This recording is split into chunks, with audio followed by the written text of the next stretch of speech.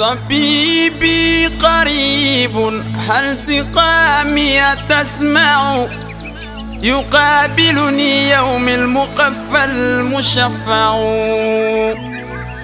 Pourquoi ceux que sont nos mariés qui sont là, que ce soit Issa Traoré et sa femme, en dehors de l'éducation, Inch'Allah, en dehors de l'éducation que Issa Traoré et sa femme ont reçu de leurs parents, ils ont eu recours à une autre éducation. L'autre éducation, c'est quoi? Ils ont eu un cheikh à qui ils sont venus se confier. Ce cheikh-là a tenu leurs mains. Il les a enseignés les préceptes de la charia et les préceptes de la hakika.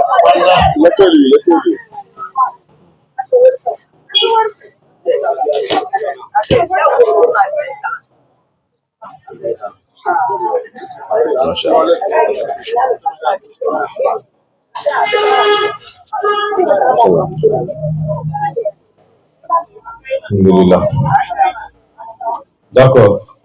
Et donc, alhamdulillah, je parle du couple qui est aujourd'hui présent devant nous.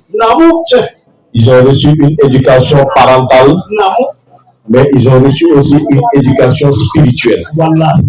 L'éducation spirituelle a toujours recours à un maître spirituel. Celui-là, quand tu viens, qu'est-ce qu'il éduque en toi? Il éduque ton nafs. Comme les différents maqamas que j'ai cités, le nafs là va quitter la maqama Amarabiso jusqu'à atteindre le nafs kamil. Et quand maintenant la personne traverse toutes ces éducations-là, jusqu'à atteindre ce degré-là, c'est ce qui fait qu'aujourd'hui, alhamdulillah, on a ce beau couple-là. Parce qu'à la base, si la femme n'est pas bien éduquée, c'est une perte pour toute l'humanité, c'est une perte pour toute la communauté. Une fois, ils ont pris une fille de 6 ans, on l'a envoyée chez Abdul Khadr Zelani, chez Abdul Khadr Zelani, pour qu'il n'a qu'à éduquer cette fille-là. Il a dit que non, cette fille-là, le temps de l'éduquer est passé. Envoyez-la, elle va apprendre le Coran. On a pris une autre à l'âge de 4 ans, on l'a envoyé. Il a dit c'est pas la peine, le temps de l'éduquer est passé. Allez-y, l'envoyer dans le Coran, elle va apprendre le Coran. On a pris un bébé qui vient de naître de sa maman, on l'a même pas lavé, on l'a enroulé dans un pagne, on l'a envoyé au chef pour qu'il n'a qu'à éduquer l'enfant. Il dit le temps de l'éduquer est passé. Il dit que donc on lui a posé la question, c'est à quel moment? On dit donc une femme, son éducation est parfaite. Il dit c'est depuis ses parents. Il dit il faut que le père soit bien et choisisse une bonne femme là où il va semer sa graine, et de cette graine là va sortir une femme pure et pieuse. Donc c'est pourquoi ces deux qui sont assis là, alhamdulillah rabbil alamin, au-delà de l'enseignement de l'islam, ils ont été affiliés à un maître qui les a inculqués l'éducation dans l'islam, l'éducation dans l'iman et l'éducation dans l'ihsan. Vous voyez? Et cette femme-là, aujourd'hui qui est ressortie de cette éducation-là, elle devient une femme pure. De ce fait, quand elle a un enfant avec ce monsieur-là, à la kulli hali, il ne peut sortir que du bien. Une bonne terre et une bonne pluie, c'est de là que sortent les bons fruits. Vous comprenez? Donc, alhamdulillah, je tiens à féliciter vraiment les parents qui ont mis ces enfants au monde, mais surtout aussi, je tiens à féliciter le cheikh pour l'éducation qu'il a inculquée à ses disciples. Parce que si ça n'avait pas été cette éducation, aujourd'hui, chacun pouvait se donner à toute chose. Parce que le monde est gâté. Nous voyons beaucoup de choses qui se passent dans le monde aujourd'hui. Mais ce que je peux conseiller à nos parents, la seule issue pour que nos enfants soient droits et bien éduqués, pour que les résultats puissent se manifester dans le mariage, c'est de les mettre dans l'islam, de les faire suivre un enseignement spirituel. L'islam seulement ne suffit pas. Parce que l'islam, c'est dans les actions.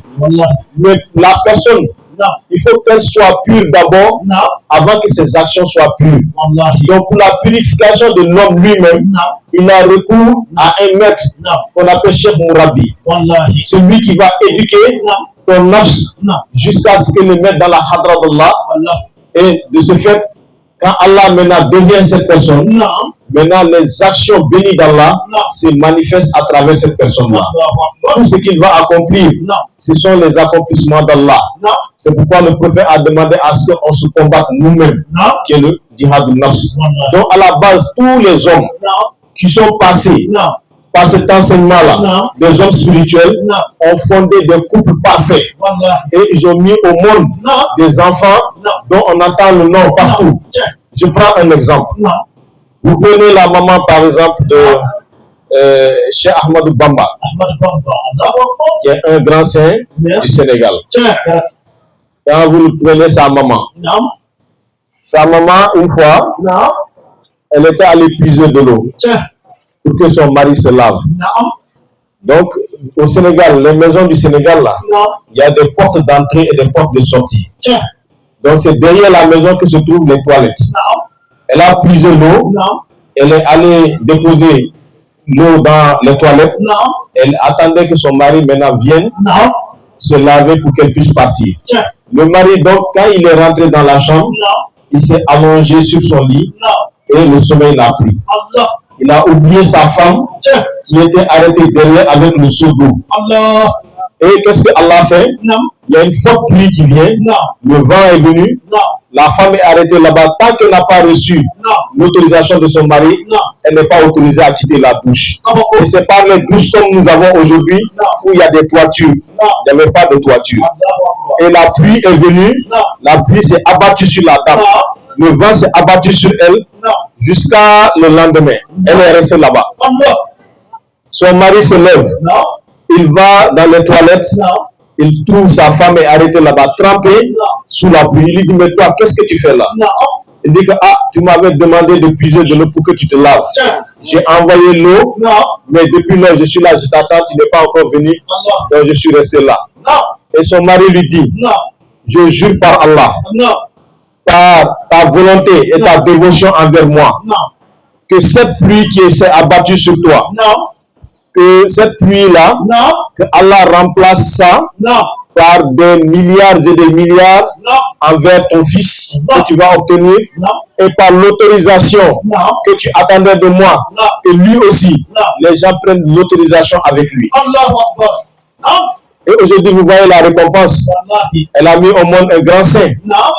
Que tout le monde en parle aujourd'hui. Aujourd'hui, si vous allez dans sa ville qui est tout bas, c'est des milliards et des milliards par jour qui rentrent dans cette ville-là. Et tout ce qu'ils font, ils attendent toujours l'autorisation du chef. Et ça, celle qui a eu à travailler ça, on va dire que non, c'est le wali là, c'est un grand adorateur de Dieu, mais c'est le travail de sa mère.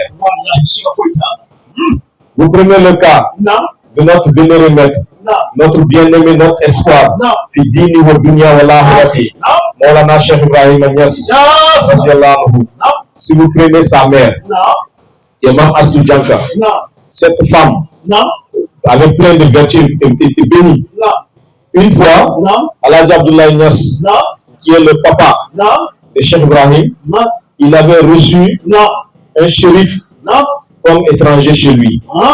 Maintenant, il avait pris une chèvre. Il a attrapé une chèvre dans la cour. Il a égorgé la chèvre pour honorer son étranger qui est venu. Et la chèvre qu'il avait pris là, pour égorger, c'était la chèvre d'une de ses épouses. Et cette épouse-là, elle se plaignait. Pourquoi tu as laissé les chèvres de mes autres co-épouses, tu prends pour moi là, comme si c'est Comme ça veut dire quoi? Non. Comme si c'est moi, voilà, tu n'as pas peur de moi en fait. Voilà. C'est moi que tu oses. C'est pourquoi tu as pris moi ma chef, tu as tué. Et la femme était en train de parler, elle se plaignait. Le shérif qui était là-bas, comme elle s'exprimait en Wolof, le shérif a dit à Alhaji Abdoulaye, mais cette femme-là, qu'est-ce qu'elle a? Depuis qu'on est là, elle ne fait que parler. Donc, le shérif lui a dit, fais tout pour qu'elle puisse se taire. Maintenant, qu'est-ce qu'il fait? Il est allé prendre la chèvre de la maman de Bagnès. Et parmi les chèvres qui étaient là-bas, elle avait les chèvres les plus grosses. Donc, il a pris une chèvre de Mama Soudjanka et il a payé la chèvre de l'autre femme qui se plaignait. Et au moment où il a donné la chèvre, la maman Assoudjanka revenait des travaux champêtres. Et quand Alhaji Abdoulaye l'a vu, il est allé à sa rencontre. Il lui a dit que, il a dit à son époux, à Mme Assoudjanka, je te demande pardon.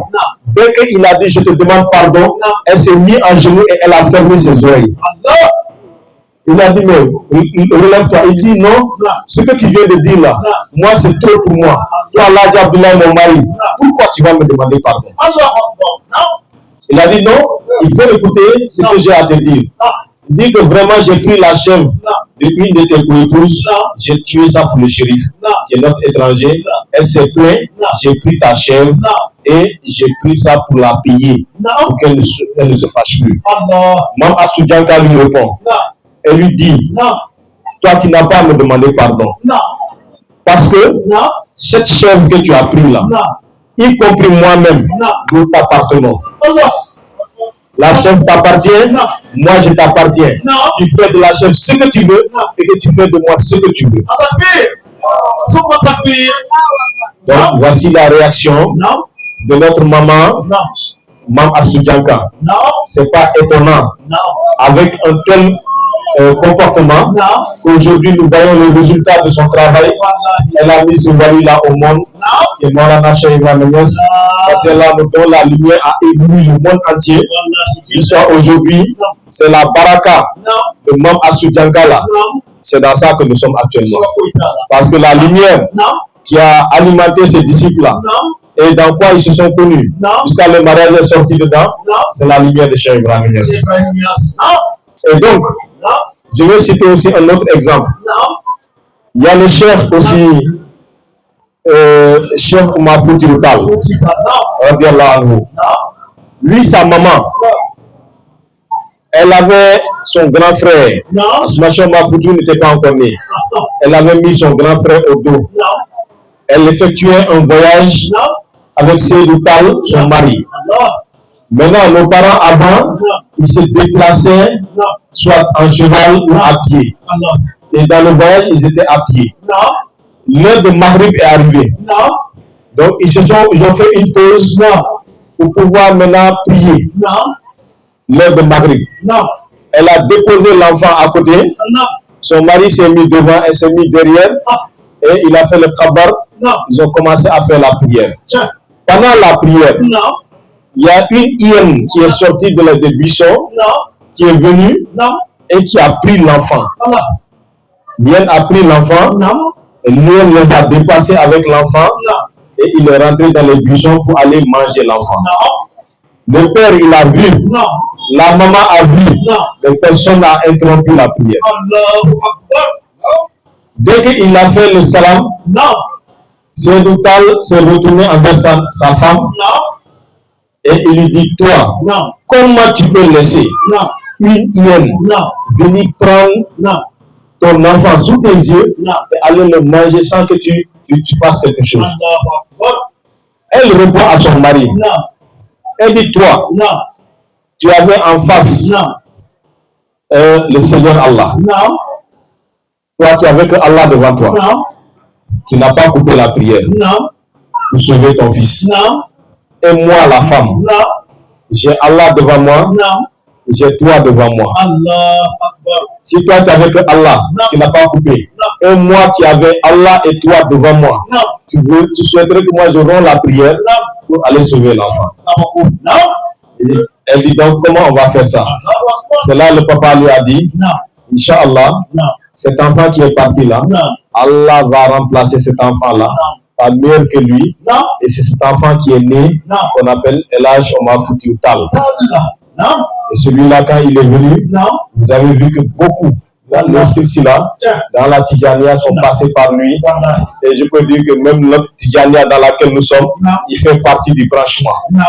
Donc ceci dit, et la règle n'a pas changé. C'est les amans qui avancent. Le Coran qui est apparu, c'est le même Coran. Les lois qui sont apparues, ce sont les mêmes lois. Le Seigneur, depuis jusqu'à aujourd'hui, c'est le même Seigneur. La sunna du prophète, depuis lors jusqu'à aujourd'hui, c'est la même sunna. Rien n'a changé dans les règles. Donc c'est pour dire quoi? C'est pour conseiller à la dame qui est là, si elle veut être comme ces femmes qu'on a citées, hein, qui ont eu ses fils dignes, c'est le même chemin qu'il faut emprunter. Si tu veux que demain, ton fils ait une voix que le monde va écouter, il faut que tu sois à l'écoute de la voix de ton mari. Si la voix de ton mari est au-dessus de la voix de ton mari, si la voix de la femme est au-dessus de la voix du mari, l'enfant ne sera jamais écouté quand il parlera. Il y avait deux saints, deux walis. Il y avait deux walis qui sont issus d'un même père et d'une même mère. Le petit frère, il était beaucoup aimé du monde par rapport à son grand frère. Le grand frère et le petit frère ont reçu les mêmes secrets et les mêmes enseignements provenant de leur père qui était le cheikh.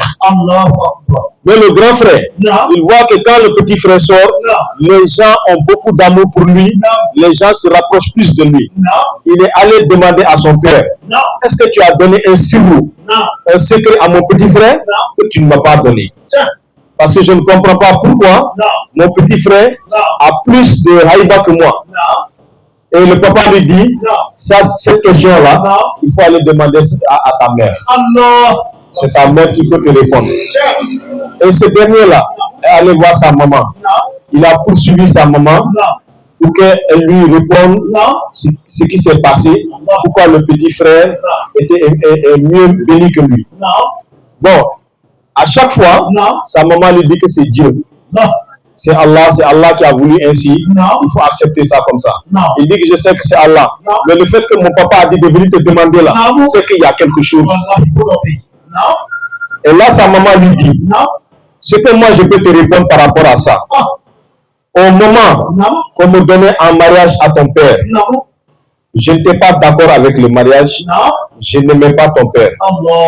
De surcroît, à chaque fois que ton papa me sollicitait dans le lit, j'étais hostile à ton papa. À la limite, je me battais avec lui.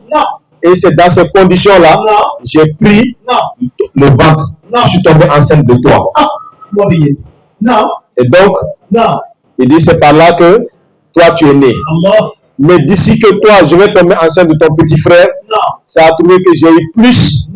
J'ai accepté mon mariage, j'ai accepté mon mari, et j'ai eu plus d'amour envers mon mari. Et pour tomber enceinte de ton petit frère, je n'étais pas hostile. C'est moi-même qui suis allé vers le mari, et c'est comme ça que je suis tombé enceinte. Elle dit donc, elle juge leur carrière par le fait que elle avait accepté son mari, et lui, pendant sa grossesse, elle avait refusé le mari. Et donc, ça c'est pour nos mamans.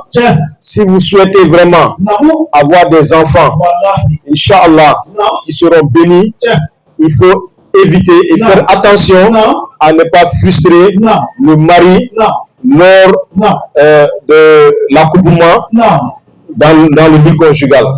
C'est très important. Moi j'ai reçu un enseignement d'un vieux. Dans ce temps, moi-même, je me suis marié. Le vieux là m'a dit, il dit, vous voyez le lit, il est divisé en trois parties. Il dit, il y a la position de la femme et il y a la position de l'homme. Il dit, quand c'est l'homme qui se déplace pour aller trouver la femme dans le lieu là où la femme est couchée, pour avoir des rapports avec elle, si elle tombe enceinte là-bas, quand l'enfant vient, il ne vient pas béni. L'enfant là, quand il naît, il ne va pas naître avec la bénédiction. Qu'Allah nous en préserve. Il dit, quand c'est la femme et l'homme qui se croisent au centre du lit et qu'ils ont eu des rapports, et la femme a pris un ventre là-bas, il dit cet enfant-là, il vient avec une bénédiction mais pas éclatante. Il dit maintenant, quand c'est la femme qui se déplace de son lieu de lit pour rejoindre son mari, pour accomplir son devoir de femme, il dit en ce moment, si la femme prend un ventre là-bas, c'est l'enfant là quand il vient avec une réussite totale. Il vient avec une étoile éclatante. Vous comprenez? C'est pourquoi on recommande à nos femmes de se soumettre aux hommes, de respecter nos hommes, de se soumettre à lui. Et comme le prophète sallallahu alayhi wa sallam l'a dit, si en dehors d'Allah, l'adoration que nous vouons à notre Seigneur Allah, et que je devais choisir entre les créatures là, on n'a qu'à adorer son prochain, comme si on adorait Allah, il allait ordonner à la femme d'adorer son Seigneur, comme la manière nous adorons le Seigneur. Et Rasoul, quand il parle pas sous l'effet du nafs. Tout ce qu'il dit, c'est une vérité absolue. C'est pourquoi nos femmes là, la majorité qui se donnent à leur mari, qui sont correctes avec le mari, qui respectent le mari et qui se plient à la volonté du mari, Allah leur donne une progéniture bénie. Et ce que nous, on ne craint pas de ce couple-là. Parce que ce couple qui est là, alhamdulillah, sont passés par l'éducation des parents, ils sont passés par l'éducation spirituelle. Dans l'éducation spirituelle, ils savent que c'est l'effacement, le abdou, c'est-à-dire la femme, elle est à la position de abdou, et le Seigneur, le mari, il est à la position de la seigneurie. La femme doit toujours s'effacer devant son homme. L'homme aussi, s'il maltraite la femme et l'empêche d'adorer son Seigneur, lui aussi, il est condamné par le Seigneur. Tout ce qu'il fera aussi comme adoration, comme jeûne, ne sera pas accepté par Allah. Donc l'homme doit accorder beaucoup de miséricorde. La miséricorde se place du côté de l'homme. Parce que l'homme est au-dessus de la femme. L'homme doit beaucoup de pitié et de miséricorde envers sa femme. Il doit savoir que la femme, au niveau de la pensée et de la réflexion, Dieu en a donné à l'homme plus qu'à la femme. C'est comme aujourd'hui, l'homme, une personne âgée et un enfant. L'enfant peut te dire certaines paroles, tu sais que c'est pas son petit niveau, qu'il t'adresse, toi qui as le niveau le plus supérieur, tu dois avoir un esprit de dépassement. Donc, par conséquent, tu dois avoir beaucoup pitié de ta femme, tu dois beaucoup aider ta femme. Aujourd'hui, les gens pensent que être un homme fort, c'est d'être hostile à ta femme, de lui crier dessus ou pas. C'est pas ce que le prophète nous a enseigné. Vous voyez nos épouses aujourd'hui, le prophète sallallahu alayhi wa sallam à son temps, il faisait la vaisselle, il soutenait sa femme dans tout. Je prends l'exemple de Sayyidina Omar bin Khattab, radiallahu anhu. Sayyidina Omar, un jour, il est rentré chez lui, accompagné d'un autre sahaba. Quand il est rentré chez lui, la femme, elle était énervée par rapport à lui, elle lui a crié dessus, elle lui a dit des paroles déplacées, mais Sayyidina Omar a gardé son calme. Jusqu'à ce que, ensuite, il a dit à la femme, comme tu es énervé, je sors, je vais revenir quand tu seras plus calme. Quand ils sont sortis de la maison, le sahaba a dit à Omar, ah, toi Omar, quand tu es dehors là, tu es comme un lion. Mais quand tu es dans ta maison, tu es comme un agneau. Omar lui dit, ferme ta bouche. Il dit, tu vois cette femme-là, c'est elle qui porte mes enfants. 9 mois. Elle a des nausées. Elle a des difficultés de porter l'enfant. Et même sa vie, pendant l'accouchement, elle peut perdre la vie. Cette femme-là souffre durant 9 mois. Et quand l'enfant sort d'elle, l'enfant même ne porte même pas son nom, c'est mon nom que l'enfant porte. Il dit cette femme-là, moi Omar, quand je rentre chez moi, la nourriture que je mange, les vêtements que je porte, c'est cette femme-là qui s'occupe de moi. Si je sors que vous m'appréciez, c'est grâce à cette femme-là. Grâce à elle, je mange à ma faim. Grâce à elle, je bois à ma soif. Grâce à elle, je m'habille très bien. Quand je rentre chez moi, ma maison est rangée et tout est parfait. C'est grâce à cette femme-là. Il dit, même quand je descends de ma maqama, jusqu'à ce que je devienne un humain simple. C'est avec cette femme-là, c'est dans les bras de cette femme-là que je me couche. Il dit donc aujourd'hui, si elle est énervée jusqu'à elle veut élever le ton, moi je lui permets ça. Donc c'est pour dire que souvent nos femmes, il faut leur donner la largesse, il faut s'occuper d'elles, il faut avoir beaucoup de pitié envers nos femmes et à nos femmes aussi de respecter et d'accorder beaucoup de considération à nos maris. Toutes les femmes qui se sont comportées comme ça, à la kulli halin, nous avons vu les résultats. Ça a toujours été des femmes bien qui ont accordé beaucoup, qui ont eu beaucoup d'enfants de grâce. Je termine mes propos par là. Il y avait dans un village une femme. Tout le village, quand on veut citer une bonne femme, c'est le nom de cette femme-là qu'on cite.